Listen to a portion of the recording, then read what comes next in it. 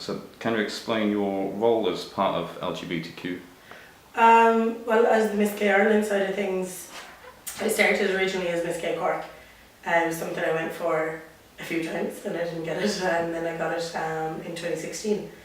And then it was through activism and advocacy, and I do a lot of work around mental health and body positivity. The body positivity is new, but it's really cool. So the work on mental health and fundraising for local charities, it got the attention of the Miss Gay Ireland directors, and they actually awarded me the Miss Gay Ireland title for having the most kind of involvement and interaction with my community. So that's where that came from. And now it's not my title, it's the community's. So I try to be the voice of the community. So I need to take direction from community members. I have loads of ideas and they're great, but if they're just my ideas, I'm not fulfilling my role as Miss Gay Ireland. So I tend to do a lot of online stuff where I ask for feedback from community members. And when they feedback, like I did the thing around body positivity, and it struck a nerve with so many people, not just within the LGBT community, but there was a resounding kind of hell yes in the LGBT community that is something that needs to be looked at. So I've taken the community's lead from there and just gone on to deal with that. So my role as Miss Gay Ireland is to represent the community to the fullest possible way that I can, without going off on my own kind of ideas. I can use my own ideas to sculpt and create what I'm doing, but it needs to be taken from a community initiative. When did you come out? To my friends, I was about 13, 14. To my family, about 19. So I was a late bloomer, if you want to put it that way. And I actually came out by mistake. It was completely unintentional. I was out having a walk with my mother, and it was my grandmother was sick. So we hadn't seen each other in a few days because we were on 24-hour rotations for home care. And we were out walking. My mum mentioned something about Chambers, which is a gay bar in Cork, and that a colleague's daughter was in there, and someone went up and was like, "What are you straights doing in here?" I found it hilariously funny, and I was like, "Sure, we can spot the straights a mile off," not thinking. And she picked up on that one word, the "we" part of it, and it just kind of happened from there. It was completely accidental, but I obviously was supposed to come out when I did, and so that was it. But my friends knew since I was about 13, 14, I told them that I was into girls and stuff, so. Did you find that people responded differently to you when you came out? Very much so, yep. Kind of on a friend's manner. When I first came out in secondary school, I unfortunately contributed to the whole bi-erasure situation by saying I was bisexual because I thought it would be an easier stopgap, which isn't fair to the bi community because they are legitimate members of the community, and it's hard for them to deal with bi-erasure. When people do come out, they use the bisexual stop point. So I tested the waters with that, and a few of the girls in school were really repulsed by it. So I kind of backtracked on myself. Then my family perspective, it went okay. It could have gone a whole lot better, but it could have gone a whole lot worse. You know, I was very fortunate. There was a mixed reaction, so I had some positive, some negative, and it was, I think the hardest part I found was when I came out, my family told me it was like a grieving process, because that I couldn't wrap my head around, because I was like, I'm not dead. I'm attracted to women and I like women, I'm just not straight. But for it to be referred to as a grieving process is actually quite traumatic, because you're like, but there's nothing wrong with it, and then trying to see it from other people's perspectives is quite difficult when you're like, I'm finally just being who I am, which is what I've always been told to be by my parents, you know, just always be yourself. And then when you finally do be yourself, it's a grieving process, you know. But there was a mixed reaction with family. My dad's side of the family threw me a party, you know, they were really super supportive, and my mum's side was okay, but I'm a lot closer, even in kind of geographical location, to my mum's side. We all live within 10 minutes of each other, so I grew up with them rather than my dad's side of the family. I only saw them once every month or once every 2 months.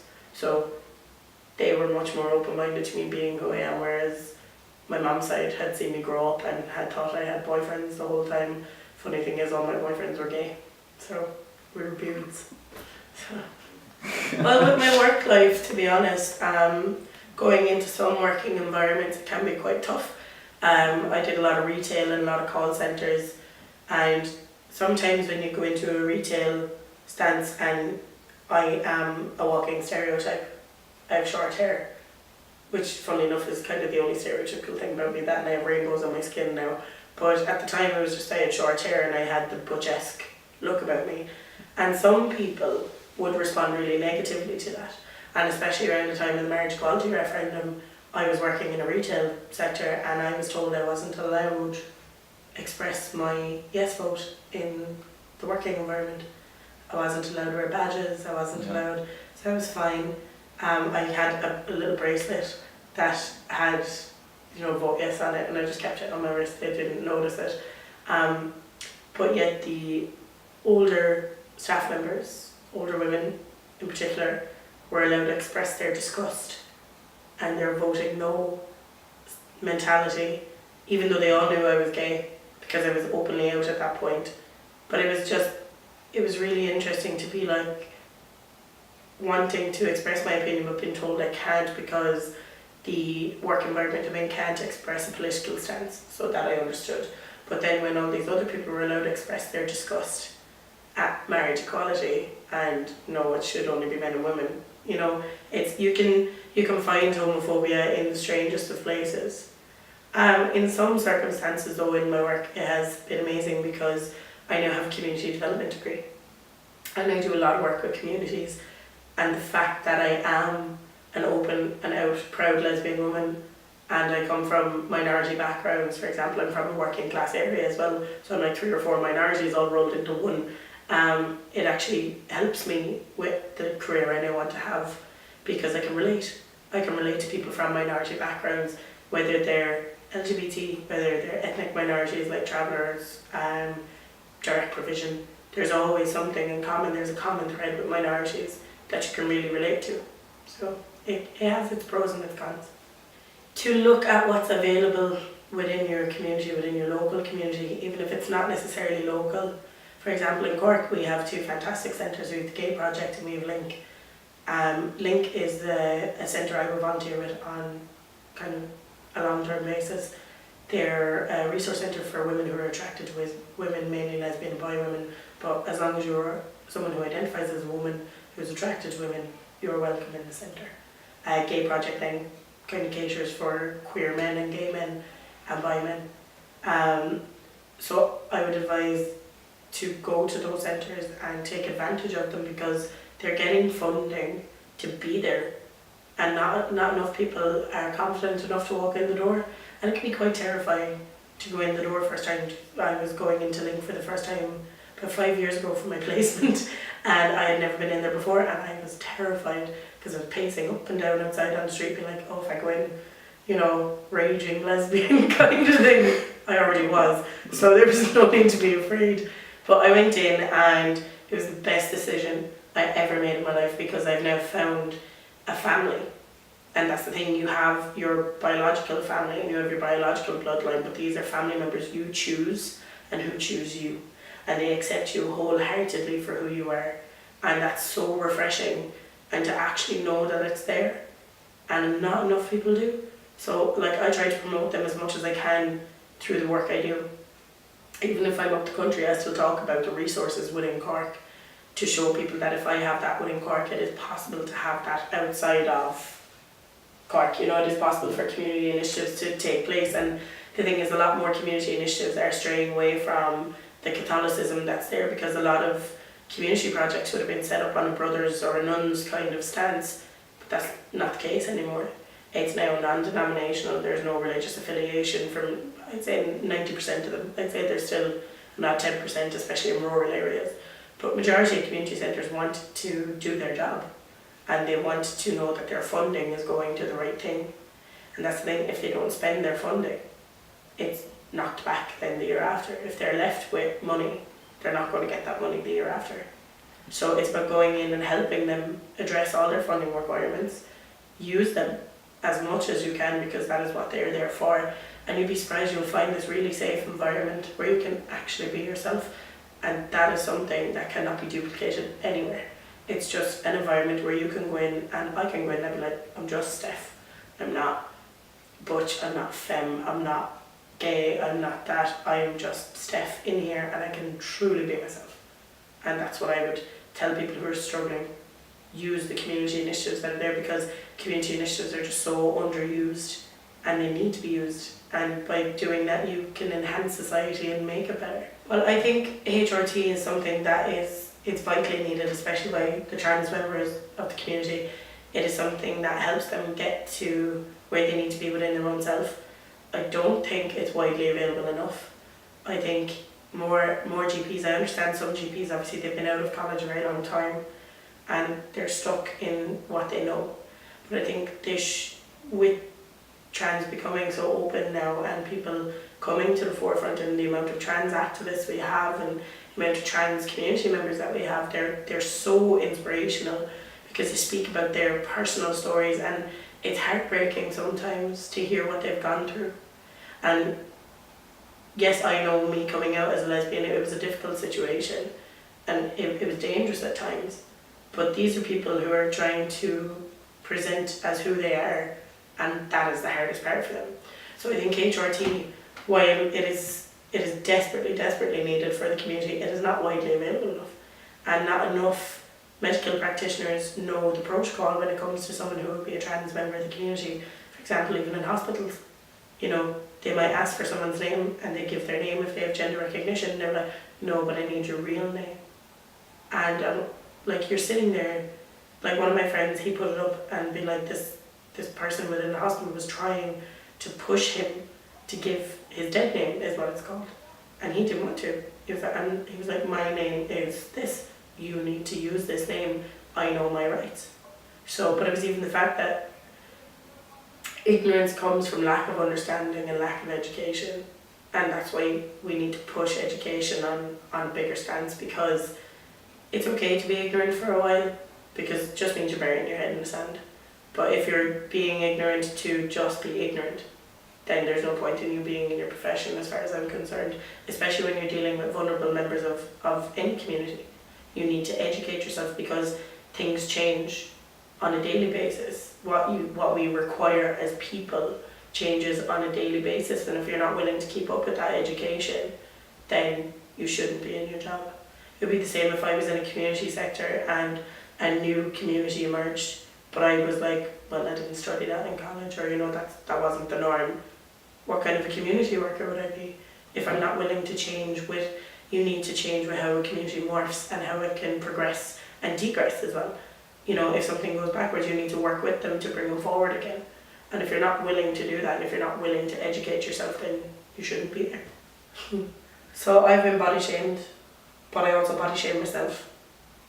But I have body shamed others, and it's something you don't realise that is ingrained in you. But it's something that happens from such a young age, and it's something I've come to realise that, you can't wear that because you're a little bit chubby, or you shouldn't eat that, or that person needs to eat a sandwich, they're too skinny. It's these kind of things. And I never realised how conditioned I was to just body shame without even thinking about it. Because in my head, it was like, sure, I didn't mean it in a bad way, it was just a passing comment, but that one passing comment can destroy a person because you don't know what they're going through. For example, I'm an overeater, and I will always be an overeater, but I need to stay in control of that. And people would make comments about my weight, and I'm like, you don't know what's going on in my head. You don't know my battle with food or my size. And the thing is, I shame myself more than anyone could ever shame me. But now it's about flipping the perspective of shame. So my aim is to get rid of the body shame that can be within the community, within any environment, and flip it to body fame. So bystander intervention is actually quite a thing that you would need to promote. So if someone was standing there and making cracks about someone because of their size, their weight, their shape, their skin, their hair, and you're standing there being like, that's not sitting right, turn around and tell your friend, shut up. Be like, why do you feel the need to degrade that person to make yourself feel better? And it's unfortunate, because that usually comes from a place where we are so down on ourselves, we need to instigate a negative comment towards someone else to give us that little, but at least I don't have that. And what I kind of preach at the moment is, if you're having a negative thought about yourself, look at the positive aspects. Switch it from focusing on that one negative thing about you that you might not like that day, but look at the rest of the positive. For example, if you're having a bad skin day and you're like, oh my god, my skin is ruined. If you're wearing epic socks promote your socks. You know, look at the positive thing that is there, even if it is just you have nice socks on. You know, and build from that. Build yourself up onto a platform where, yes, you can see the negative that is happening with you, but that negative isn't what people focus on. Because believe it or not, I believe that we see the negative more so than anyone else would. And by flipping it and looking at our positive attitude, we can challenge everyone's thinking. And you can put everyone into a better mindset. And yourself is the main thing. Self-care is such a big thing. And we don't do enough of that within the LGBT community. We just accept it. We accept these stigmas and these stereotypes, and we accept that if you look a certain way, you have to be a butch lesbian or a femme lesbian or a bear or an otter or a twink. Like, there's so many different terminologies. And we just accept it. We're like, okay, I fit that bracket. But why are you fitting that bracket? Are you fitting it because you want to? Or are you fitting it because people are telling you you have to because that's what you look like? So people would often say, I'm a butch lesbian because I'm bigger in build and I have short hair.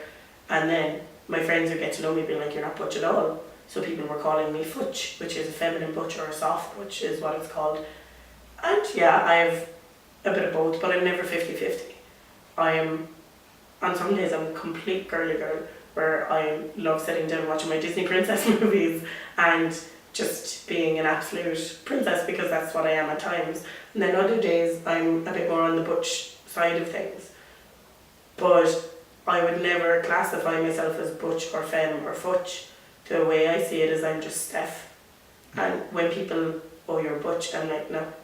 And they're like, but you look like a butch. I'm like, so just because I look a certain way, you can't judge everything on the surface. And this whole don't judge a book by its cover really resounds with people, because what you see on the outside isn't necessarily what's presenting. And that can be the same for trans members of the community. You make a quick judgment on someone's appearance, but that doesn't necessarily reflect what's going on the inside. I used to be a backup dancer for a drag queen. That was really cool. And then I do drag myself, so I've kind of realised about this creative expression through drag.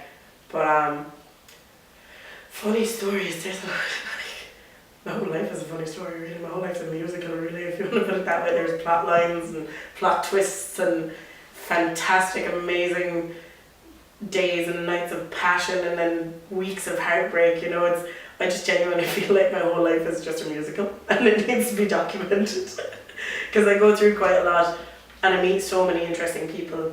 I met Senator David Norris about 2 years ago because I was nominated for a Volunteer Ireland Award, and I fangirled, like, as in I squealed like a little teeny tiny little piglet, just squealing at this super flamboyant, super awesome man who fought so much for the rights that I now have. And I was crying and I was shaking, and my mum was with me at these awards and was like, go say hello to him. I was like, that's like saying hello to the gay pope. I was like, I can't do that. So she brought me up and introduced me to him, and I just started crying, and I was just like, you're so amazing. And I was like, he doesn't know who I am, just this psychotic, crazy little lesbian just worshipping at his feet. And he was just like, Stephanie. I was like, you know who I am. I was like, how do you know who I am? Turns out he was one of the panellists on my Volunteer Ireland application. And I was just like, you know what I do? I was like, you know who I am? I was like, I have you quoted in my dissertation. It's like, it's awesome. So yeah, proper fangirl little moment, and he's actually coming to Cork soon, so I'm going to go and fangirl all over again. And I met Catherine Zapone as well after her wife passed. And that was amazing as well, because I was introduced as Queen of the Lesbians. And I was like, it's funny because it's a personal joke that myself and my friends have that I'm queen of all the gays now. But it's not, I'm a community representative. And it's just really funny when people call me queen, because I get really awkward about it. And I'm like, no. But I got a curtsy off Catherine Zapone. Who does that? Who gets a curtsy off Catherine Zapone? Like, well, I can give you my own rather than giving other people's, because I feel I can't do their stories justice. So I lost quite a few friends to suicide within the community, and unfortunately it is a thing that hasn't gone away. It is something that's so prevalent within the LGBT community, And it comes from people not having this sense of self-acceptance and self-worth. And it's traumatizing because you love these people, but they can't see it and they can't accept it. I myself went through my own stint or bout in Pieta, but I never knew I had to go through Pieta. I didn't realise that I was actually suicidal, I'd say going on a decade, and didn't realise because I'm very logical. And I'm like, no, I can't be feeling that because I know what it is when someone takes their own life and the pain that will cause to other people. So I pushed it aside and I ignored it for a very long time. And unfortunately, there was a point about 2-3 years ago, where I lost 4 people in the space of 2 weeks to suicide. All people I loved dearly, all people that I was very close to. And like, I wouldn't say they were my best friends or anything, but they were people that I connected with and that I would have considered them as part of my chosen family. And that's a big thing, is that when you choose your family like that, losing them is so much harder because you chose them and they chose you, and it's that kind of thing. So I was very fortunate to have a few very good friends in my life who picked up on certain things. And I had my plans and I had my suicide set and how I was going to do it. And one of my friends, he's amazing, he brought me to his house and he didn't let me leave for about 3 days because it was on a Friday and Pieta wasn't open until the Monday. And I stayed in his house, I showered, I ate, I slept a lot, but he didn't leave my side. Then he brought me to Pieta on the Monday, and I was sitting there during this assessment trying to be my logical self, and the person giving the assessment was like, can you stop trying to protect everyone for a second? I was like, what do you mean? He was like, you're trying to give me the correct answers to not be here. He was like, you're trying, but you're not fully succeeding. He was like, I need you to be 100% honest with me. So he had to start the assessment again, and I just broke and realised I was 100% supposed to be there. And what happens is, like, from my own personal experience, when you go through suicidal ideation, you feel like you're a burden and you feel like you're the one causing the problems, whereas it's actually an illness. It's an illness deep rooted within your mind that you didn't know was an illness. And the one thing I learned from being suicidal and accepting I was suicidal was not to hate the people I lost. Because I hated them so much and I used to cry and scream at the sky, just out into nothingness, just being like, why did you leave? I was so angry. And then I realised when I was going through it, I wasn't being selfish. I wasn't trying to be. I was trying to be selfless because I thought I was the problem, I thought I was the burden. I thought I was the thing that was going wrong. Whereas it wasn't actually me, it was something within my mind, and it was an illness that needed to be addressed, and there's counselling and there's medication that you can take, but it just got to that point where I was in this absolute pit of just nothing. Like, there was no feeling, I didn't feel anything. I didn't feel physical pain, I didn't feel emotional pain, I didn't feel happiness, I didn't feel any emotion. But I would put them on my face to go through the motions of being an emotional person. And the thing about me is I love to dance. I dance when I walk down the street, it's just what I do. And I stopped dancing and I didn't know I had stopped dancing. I was still going through the motions of going out with my friends, but I wouldn't dance. And it was actually someone picked up on it one night and was like, I haven't seen you dancing in a while. And I was like, I just don't want to. And that was what struck a chord with me, is why don't I want to do the one thing that helps me express myself? And I think it was because you take such a safety in these negative feelings because it's what you know. And the scary part is trying to bring in a good feeling because you can get hurt. Whereas when you're in this nothingness of no emotion, no pain, no goodness either, it's like a suffocating blanket of comfort. It sounds really weird, but it is. You're wrapped in it. And you try to get through it and you can't do it by yourself. But the thing is, nobody can save you, you have to save yourself. And I figured that out, that I had to want to be saved. and I didn't for a very long time. And it was just something clicked in my head. So one of my friends, he texted me like, I need you, something's after happening. And so I was on my way to him, and when I got to him, he was so upset because he had been trying to get onto me for ages. And what I didn't realise was that I was actually nearly waist deep in water, kind of thing. I was ready to go, and my friend is a genius because he knows if he tells me something's wrong with him, my feelings for myself went out the window. I protect my friends.